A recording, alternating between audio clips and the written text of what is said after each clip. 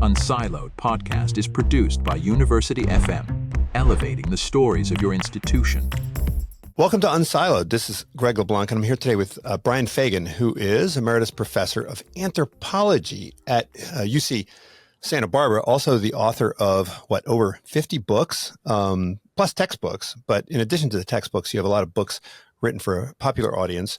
The most recent one that I have, although I just discovered it's not the most recent one, is this one, Climate Chaos, Lessons on Survival for Our Ancestors. And this is in a long line of books on climate, including a couple of my favorites, the Little Ice Age and the Long Summer, which I think they were written in reverse order because the Long Summer came before the Little Ice Age chronologically. Yeah. And then we have the book on El Nino, Floods, Famines, and Emperors. This one on the Great Warming, climate change and the rise and fall of civilization.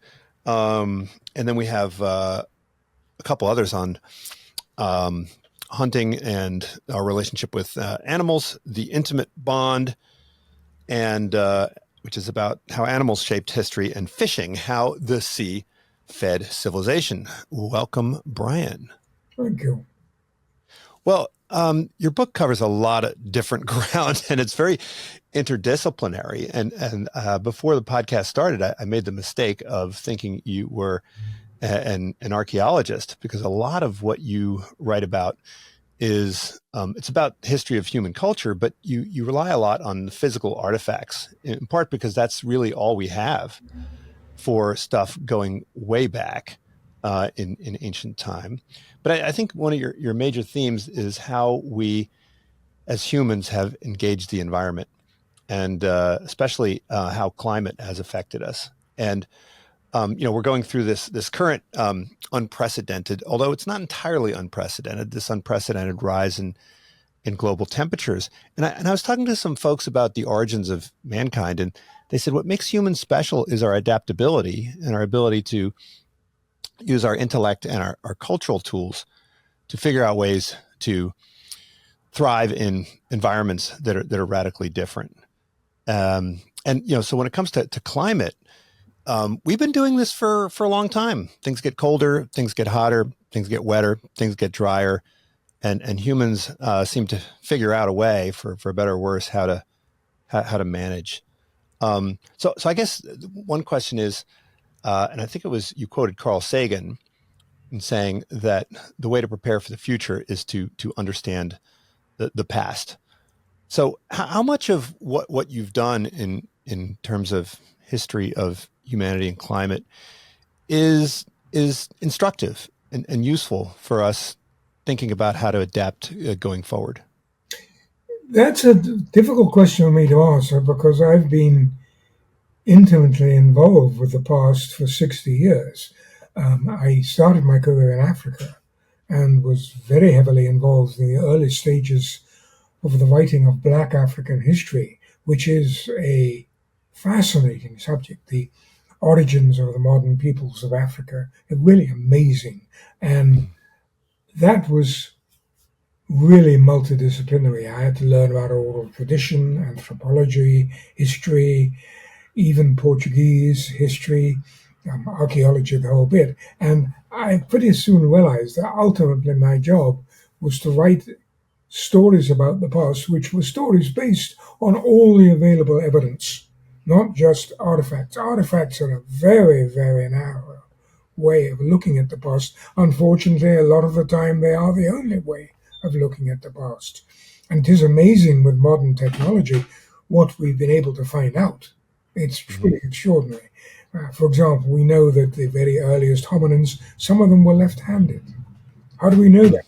From the shape of the scars of the flakes on their tools and the direction they were struck from. So it is a very, very detailed subject. Archaeology is detail, and I began as a pure archaeologist, but very rapidly I became a multidisciplinary, I suppose you would call it, historian.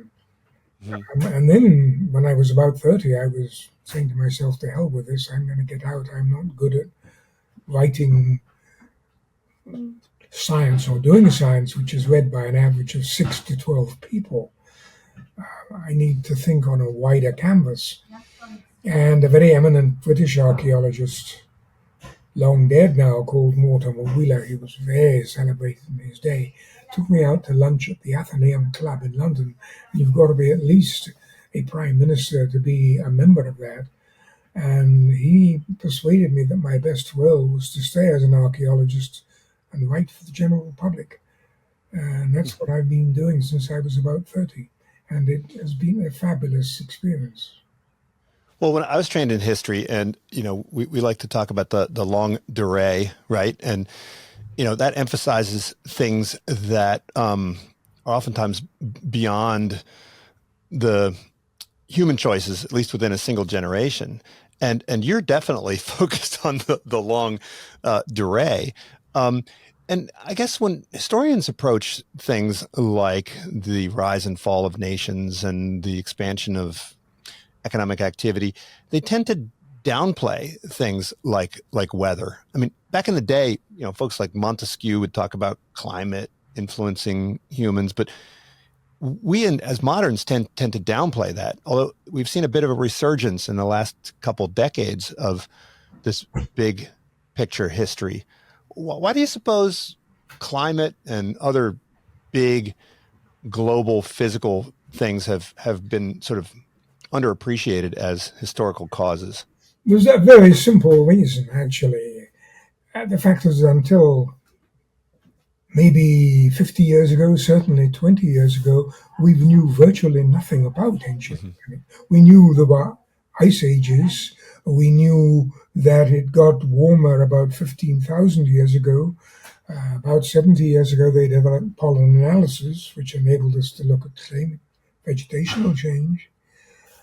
But we didn't have the sort of fine, detailed stuff you need to look at, for example, seasonal variation 1,000 years ago.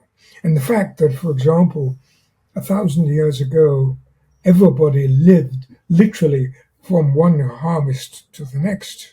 We were subsistence farmers. This sort of thing kind of slipped by. And as one often does, one says, oh, we can't understand that, we can't study it, which is what archaeologists have said for years about religion, for example. And it's only now that, and this we must thank the media for, the development of science for the study of El Nino, for example. And a lot of this is very immediate based, rising sea levels and so on. You've got a situation now where climate change is among us. We live with it every day. And every time there's a major storm, up come the media with the old climate change thing, which is all very well. But the fact of the matter is that we've lived with climate ever since we've been on this planet. But the real immediacy of it has been in the last 10,000 years, particularly with the development of agriculture and herding, because then you're really getting into a situation where you've got the whole scene of climate changing rapidly. You get cycles of really poor drought, you get cycles of very good rainfall. And what is absolutely fascinating is the impact which drought cycles had on the early civilizations, on the beginnings of agriculture. And it's only now that we've got very precise carbon-14, very precise tree rings, very precise glacial cores, very precise deep-sea cores, that we are finally now beginning to understand just how important cycles of drought have been, because many of us live on the edge. And in the southwest United States, for example, about 1,000 years ago, there was quite a long cycle of very dry climate, and this had a major impact on the ancestral Pueblo Indians and their pueblos in the southwest.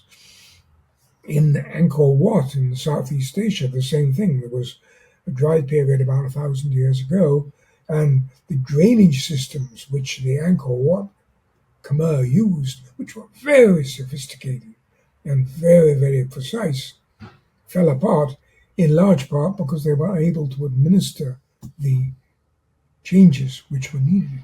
And this is the sort of thing we're looking at now. We're looking at climate as a player in history, not necessarily a cause, but a major player, which it was.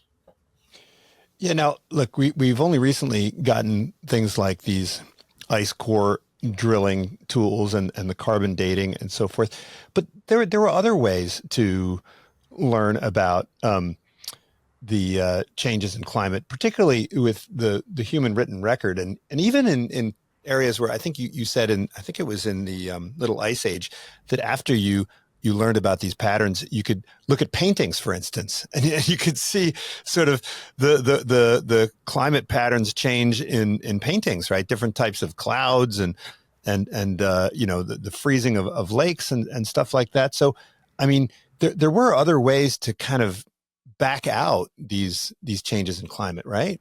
There were, and one of the most exciting things in the last 10 years particularly has been the huge impact of environmental history. It's become a really major field of research with incredible scholarship and detail. I mean, really outstanding, far better than any of the archaeology that's been done. But an awful lot of this is very focused, very narrow, because academia, whether you're in archaeology, physics, chemistry, whatever, is increasingly specialized. And one of the problems with studying the Ice Age is that you can find out something very nice about Chaco Canyon, New Mexico, or Stonehenge, but what's the larger picture? And that's the challenge. You said somewhere that the rise and fall of civilizations is influenced by climate, but isn't caused by climate. So presumably, these radical changes, the extent to which they impact human flourishing is going to be a function of the extent to which we have institutions in place which are capable of dealing with these changes and adjusting to these changes. So maybe we can talk about some examples of where the societies have failed to adequately adapt to these changes. I'm going to give you, just flip it around, examples of how they succeeded, because they really do fit together. If you take the ancient Maya, one of the most remarkable things, and a book is coming out, which isn't yet out, but I've read it, where they're looking at modern Maya agriculture in the rainforests. And they're finding that has flourished and adapted again and again for thousands of years. Why? Because these people live very close to the environment. This isn't industrial agriculture, it's subsistence agriculture. And if you look at a lot of examples from history of agriculture, you'll find almost invariably that often the solutions are at the local level. They are, for example, in Chaco Canyon, New Mexico, there are long oral traditions, still extant today, which deal with the whole issue of what you do about forests and what you do about poor rainfall. The answer is mobility. And there was a rich literature on how people moved, adapted, relied on neighbors, and so on, much of which is really only getting into the mainstream of archaeology today.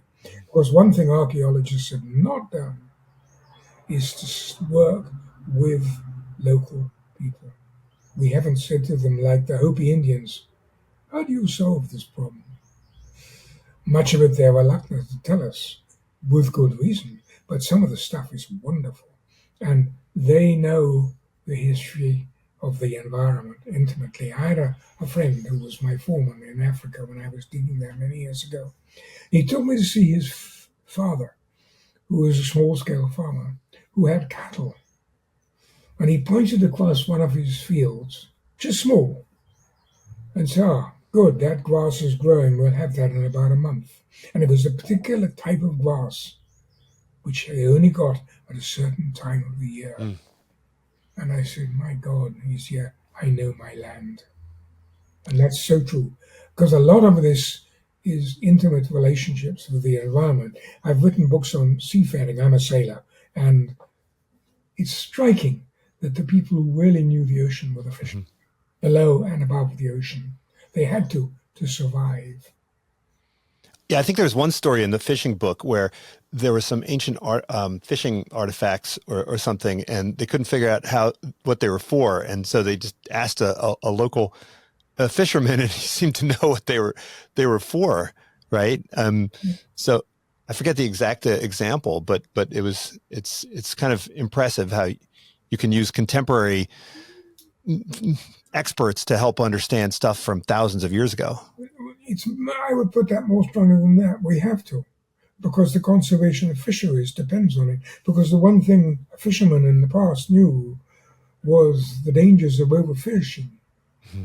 And if you take the cod fisheries of the North Atlantic, that is a catastrophic of overfishing. I mean, it's completely ruined. Will it ever come back? Not only on a shadow what it was before, because cod fisheries 500 years ago were staggering. They really were. They were really rich. And it's rather like game in Africa. I'm terribly lucky I was there when I was young, and I saw densities of game. On one occasion I was in a Land Rover, actually, on a grassy plain by a river. And I looked across, there were no trees. And I said to my companion, who was in Africa, and I said, "Oh, trees out here." He said, "They're not trees, they're people, animals." We had come across a herd of animals. And as we came up to these legendary antelope, they moved. I've never forgotten that. I felt so insignificant. It's like having elephants through your camp at 4 a.m. They don't take a notice of you. They just walk through. And well, when I asked someone last night, I said, "Hey, thinking back to Paleolithic times and our ancestors, what do you suppose they ate?"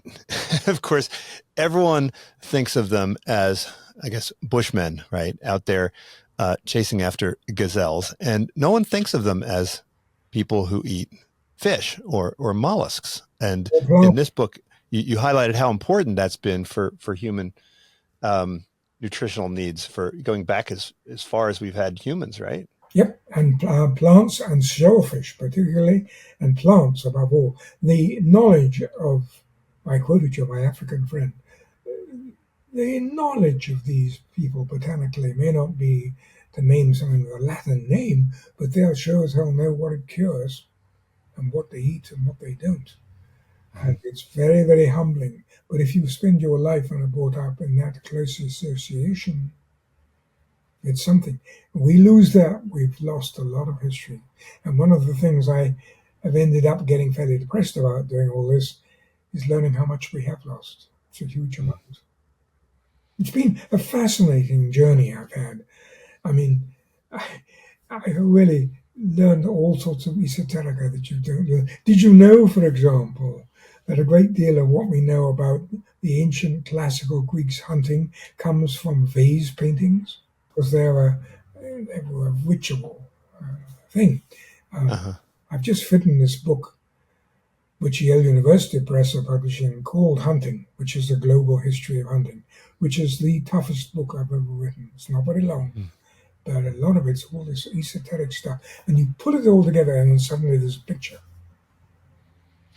Right. Well, that knowledge is disappearing, right? Because, I mean, almost all of the animals that we consume are farm raised, and that seems to be happening in the world of fish as well, right? So aquaculture, it's been around for a long time, but now it seems to be becoming the dominant form of collecting nutrition from the seas. But they've been doing this for a long time, right? I mean, the ancient Romans did aquaculture. The Egyptians, apparently the pyramids were built with, I guess, tilapia that were raised domestically, right?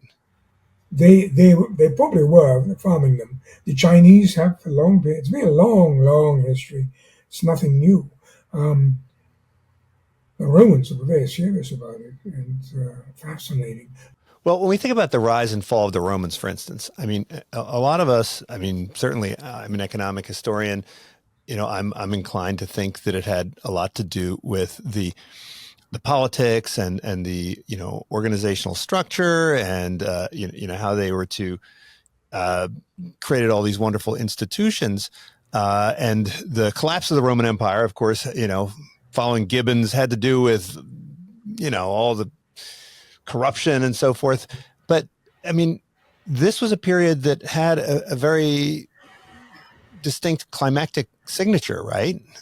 The Roman period. It had a lot of different signatures. There are 261, I believe, theories on the fall of the Roman Empire. Okay, I don't know all of them. Most, most of which I think are nonsense. But the bigger that are being looked at closely now, one of them is plague. Yeah. About which we know a lot more now than we used to, largely because, or partly because of medical science, and also because archaeologists have learned, and people studying human anatomy have learned how to look for it. And then the other one is climate change. And you've got this whole fascinating area, the shift in food supplies from Europe to the Nile and so on. There's a very complex story here, which has been actually written up very ably by several people. There was no easy answer. It's a mixture of everything. But I suspect that both climate and plague were very important. But those two are connected, right? So the plague of, the bubonic plague was in part caused by certain climate changes, right, in the 1300s. Yeah, in Mongolia, where the bugs came from, or whatever it was. Yeah, indeed. A lot more is known about that. I've now excavated plague cemeteries in London, for example. Yeah, it's fun stuff. Well, the other thing I found fascinating is that the expansion of the nomadic tribes, like the Mongols, into Europe and their subsequent retreat. This was driven basically by temperature and rainfall, right?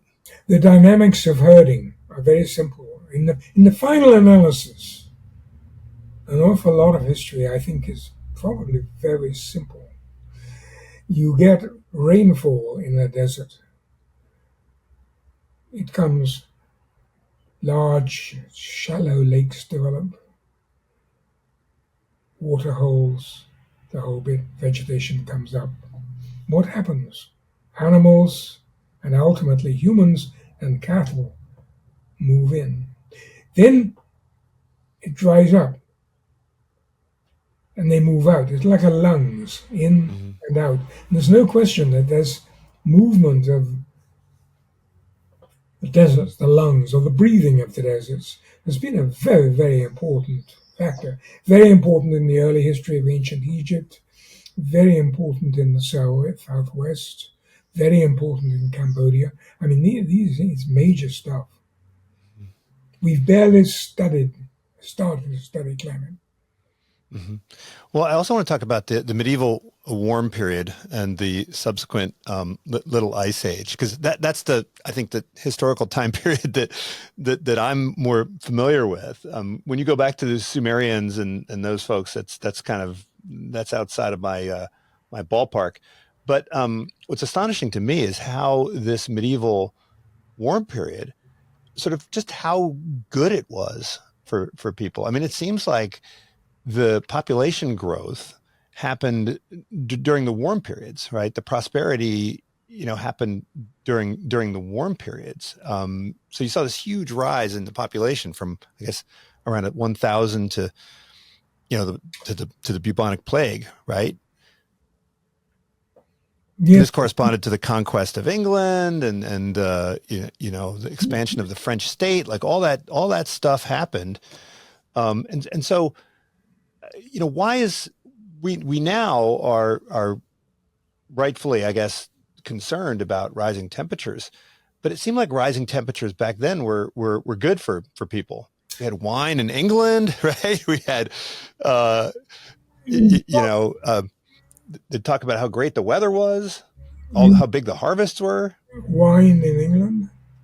Yeah. No, you've got Again, they're complex.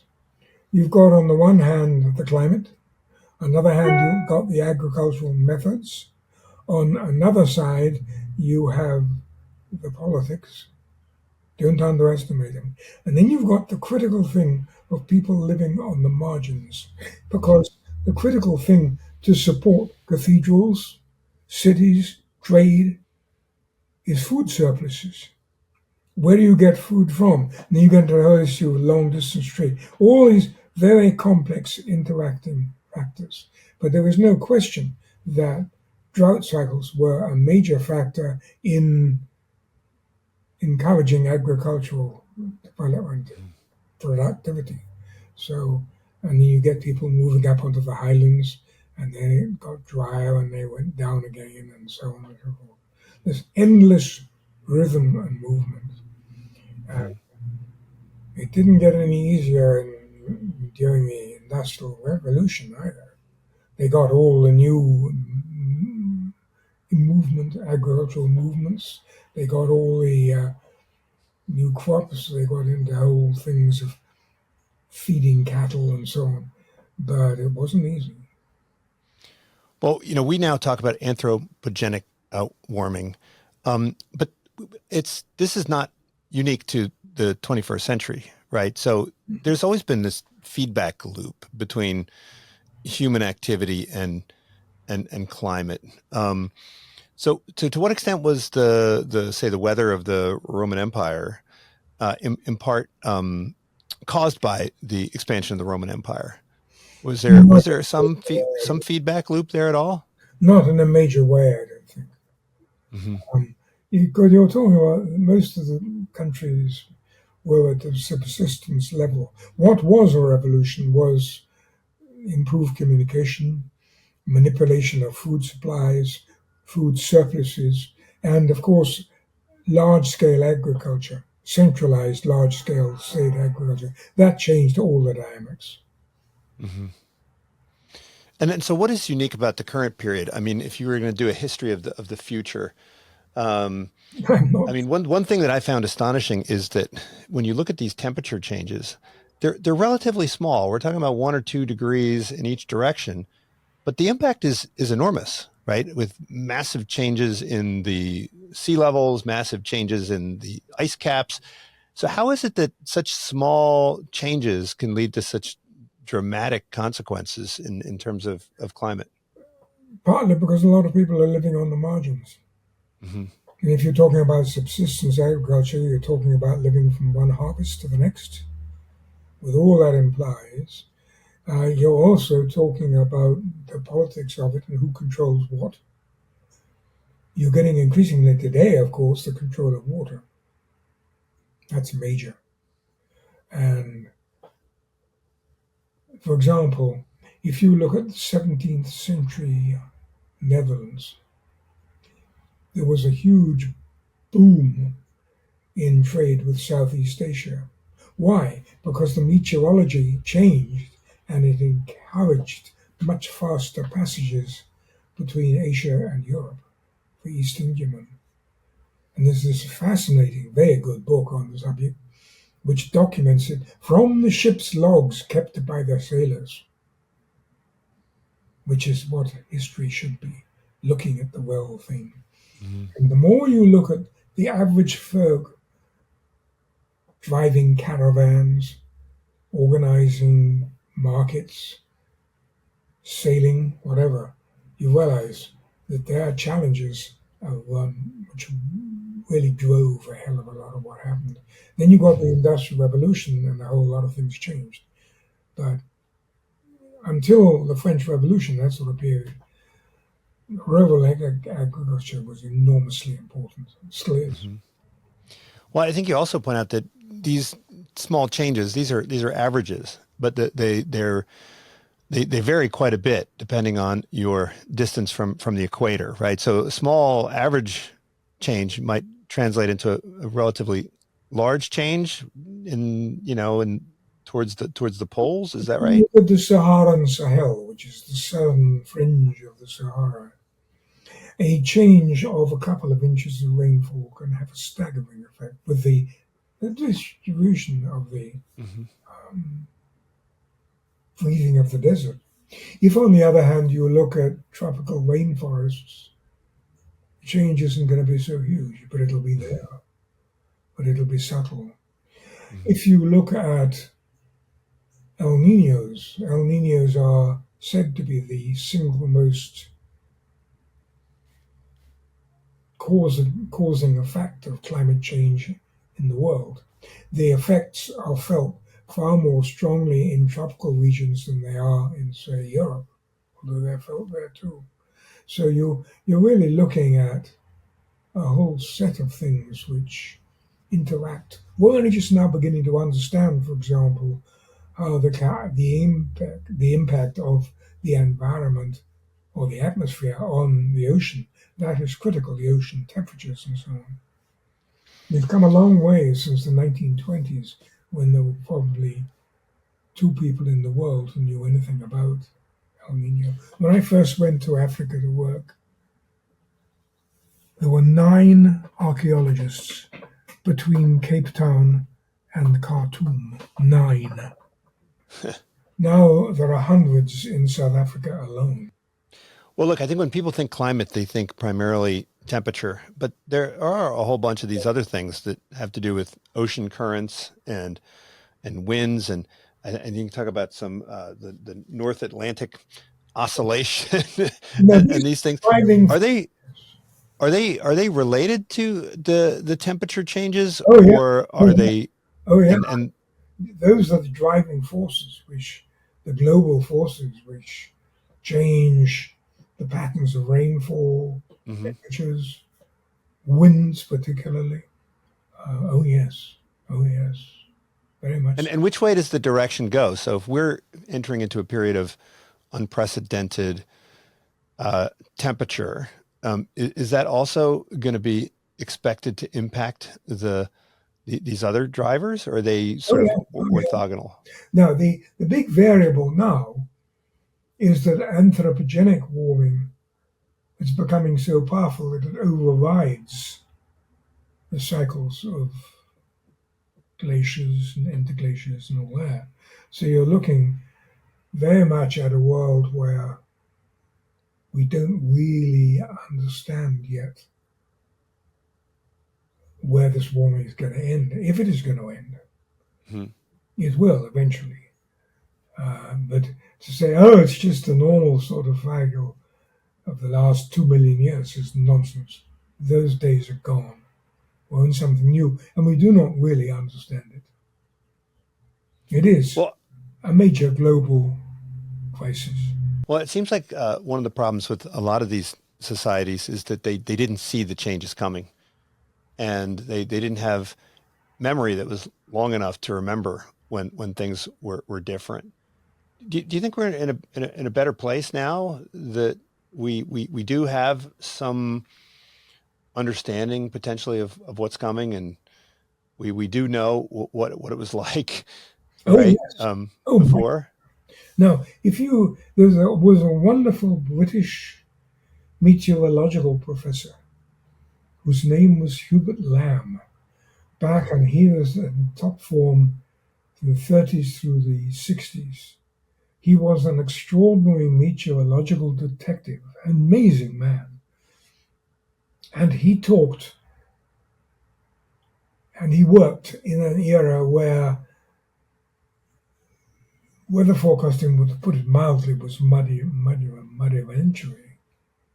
And he talked about something called church steeple meteorology, which was the amount you could forecast with the amount you could see when you looked at clouds formations and other factors in the sky from the highest point around, which almost invariably was a church tower or steeple.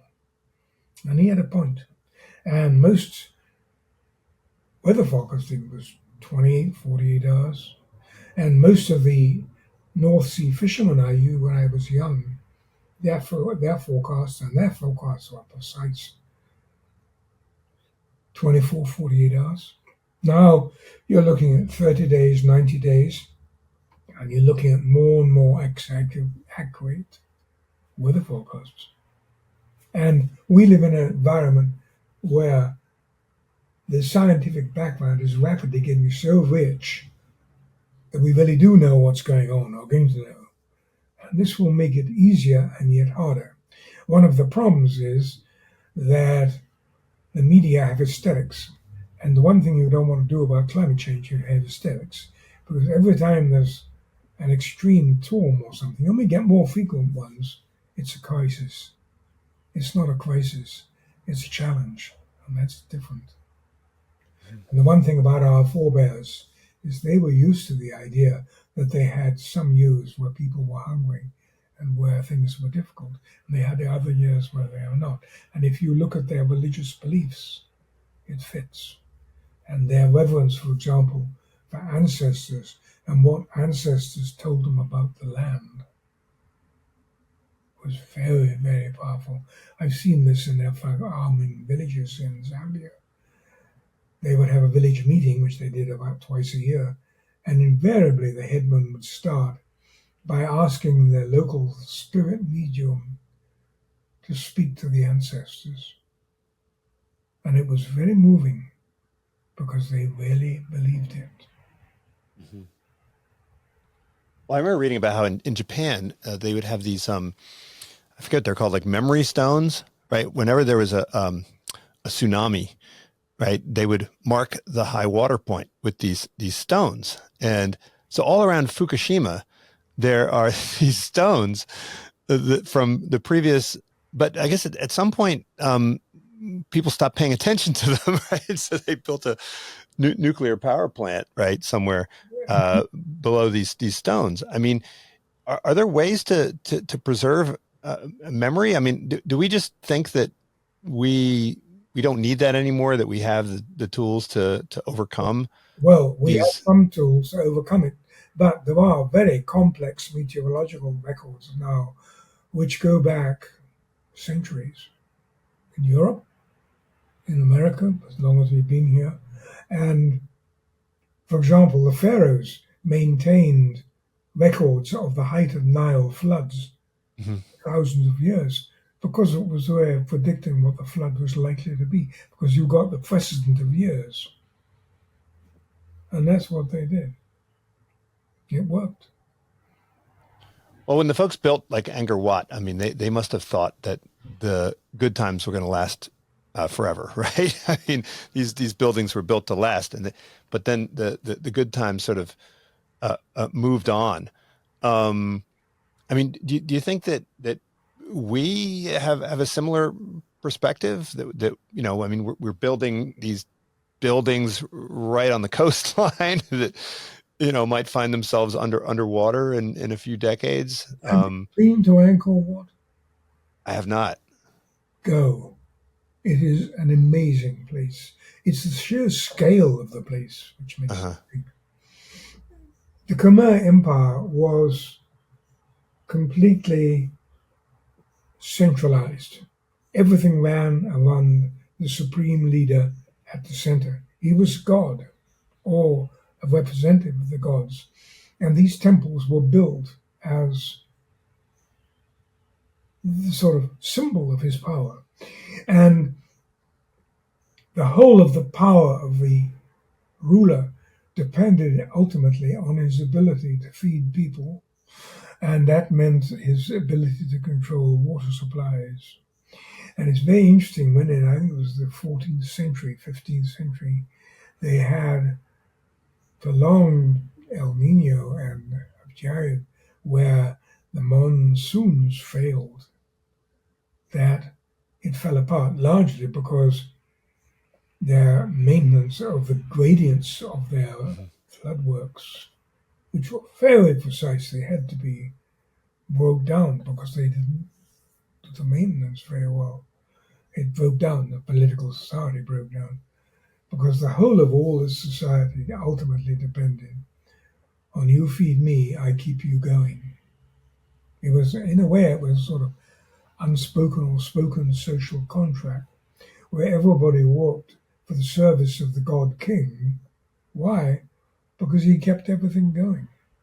It literally was as simple as that. And I think you mentioned that was also the same time as the great cathedrals were built in Europe, and I guess Europe's been lucky in that respect, right? That of all the big civilizational constructions that happened during that medieval warm period, it was really the Europeans that escaped complete devastation in the little ice age that followed. Yes, and a lot of that was due to the fact that society had become more urbanized and all kinds of things like that. And yeah, it was more different. Um, what amazes me is when I look at these pyramids, the cathedrals, is I'm amazed that it was faith that kept them going. How did people possibly believe what they believed? But then that's me being atheistic. Well, maybe you could talk a bit about the Little Ice Age, right? And I remember seeing the cover of the book is, I guess, it's a Dutch or Flemish painting. I forget who it is. I remember seeing those pictures in the museum of people, ice skating on the polders and so forth. And I asked my Dutch friends, and I said, hey, did you guys ever go ice skating? And they're like, no, never. I mean, so It's so very cold in the 17th century. yeah, and so it's kind of surprising that it was during this little ice age that the really profound transformations happened in Europe, right? The Industrial Revolution and the Renaissance and all of that. I mean, do you think there is some connection there between the the weather patterns and the birth of what we might think of as modernity? No, I think it's just part of the whole general scenario. Um, the biggest revolutions were. I'm not a historian. Uh, to my mind, were improvements in communications, changes in warfare and weaponry, huge changes, particularly in the 17th, 16th, 17th, 18th century in agriculture, which were huge. And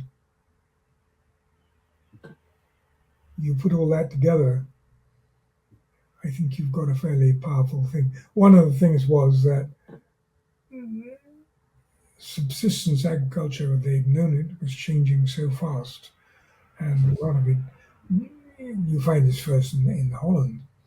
You get much more industrial scale agriculture coming in Mhm. and all this.